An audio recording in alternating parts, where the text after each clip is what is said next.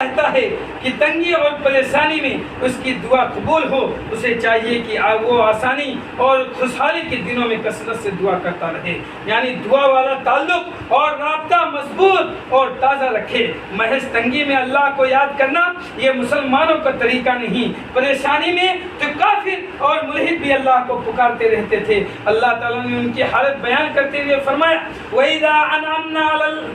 عَلَى الْإِنسَانِ عَارَضَ وَنَأَىٰ بِجَانِبِهِ وَإِذَا مَسَّهُ الشَّرُّ فَذُو دُعَاءٍ عَرِيضٍ قُلْ أَرَأَيْتُمْ إِنْ كَانَ مِنْ عِنْدِ اللَّهِ ثُمَّ كَفَرْتُمْ بِهِ مَنْ أَضَلُّ مِمَّنْ هُوَ فِي شِقَاقٍ بَعِيدٍ۔ اور جب ہم انسان پر انعام کرتے ہیں، جب انسان پر ہم مال و دولت کی فراوانی کرتے ہیں، جب انسان پر ہم مال و دولت کی وہ پریشان بھر دیتے ہیں تو وہ منہ موڑ لیتا ہے، وہ عارض وَنَأَىٰ بِجَانِبِهِ، وہ منہ مجھ سے موڑ لیتا ہے، وہ اپنا پہلو بجانبی اور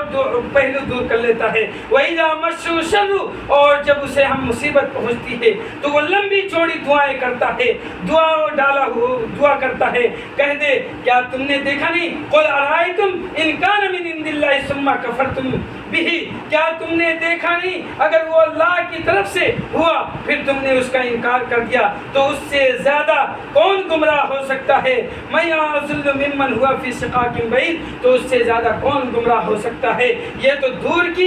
دور کی مخالفت میں پڑا ہوا ہے میرے بھائی۔ ہم اور آپ سوچیں